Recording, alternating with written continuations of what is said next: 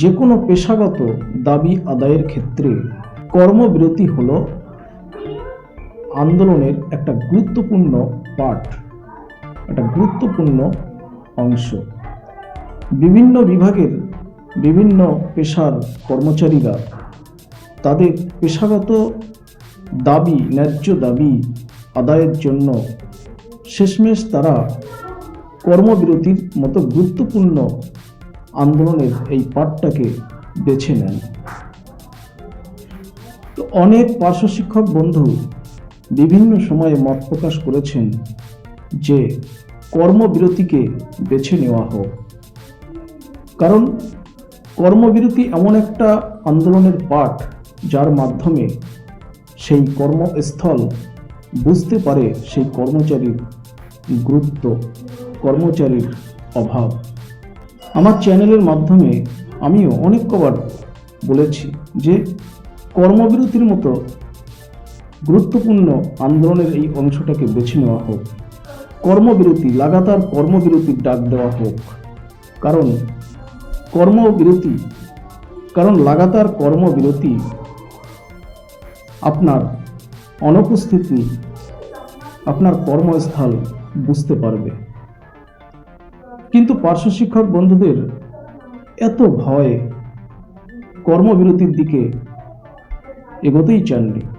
কর্মবিরতি করলে মাইনা বন্ধ হয়ে যাবে, চাকরি চলে যাবে, এই আতঙ্কে। আজ আশা দিদিদের দিকে দেখুন তো, তারা কত জোরালোভাবে দাবি করছেন। তারা সম্ভবত 5,250 টাকা মতো ভাতা পান। তো তারা জোরালোভাবে দাবি করছেন যে আমরা অনেক কাজ করি, আমাদের এই 5,200 টাকায় আমাদের চলছে না, আমাদের কমপক্ষে 15,000 টাকা ভাতা চালু করতে হবে। যাক, আশাকর্মীদের স্বাস্থ্য বিষয়ে কাজকর্ম করতে গিয়ে প্রশিক্ষণ হয়, যেমন শিক্ষকদেরও হয়।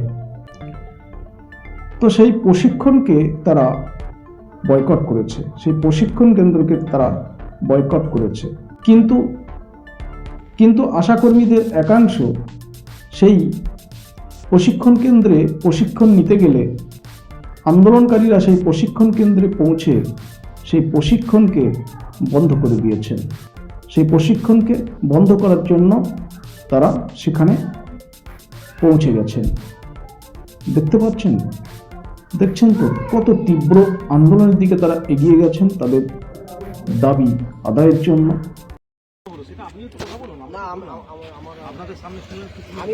আমার প্রথমে আমাকে যেটা বলা ছিল, এখন আমাকে বেরিয়ে এলাম। তাহলে আমাদের ডিস্ট্রিক্ট অ্যাডমিনিস্ট্রেশনে মানে স্বাস্থ্য দপ্তর থেকে উনি আছেন, উনি একবার জেনে নেবেন ফাইনালি। হ্যাঁ, উনি গিয়ে জেনে নিক। হ্যাঁ, আমি দেখুন, আমরা অর্ডারের বাইরে কিছু করতে পারবো না, ঠিক আছে। আমি প্রথমে গিয়েছিলাম, যেরকম বলেছিল সেরকম জিজ্ঞেস করছিলাম।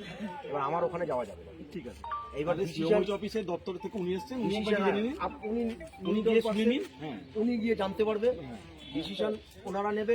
যারা ট্রেনিং করবে তাদেরকে আপনারা বাধা দিতে পারবেন না এবং এখানে থাকতেও পারবেন না, সেটা একদম ঘটনা। আপনারা কিন্তু যদি ওরা ট্রেনিং করতে চান, এখানে গ্যাদারিংটাকে আপনারা শুনিয়ে দেবেন, হ্যাঁ, আপনার নিজের দায়িত্বটা করে দেবেন। হ্যাঁ, সেটা উনি গিয়ে জেনে নিচ্ছেন। না, সেটা তো আপনি বলবেন না, ও জেনে নিচ্ছে।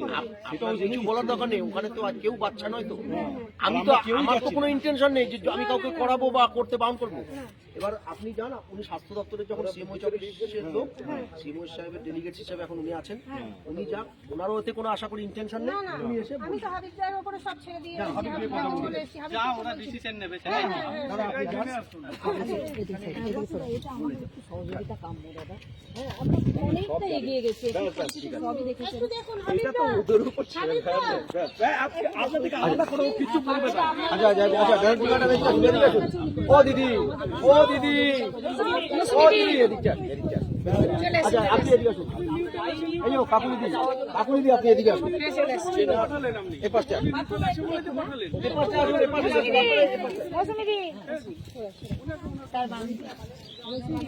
ওরা কি করছে সেটা জানতে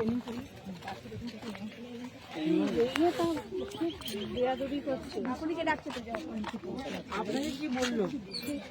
দেখুন দিদি, আমি একটা কথা বলি, ভুল বুঝবেন না আমাকে। না।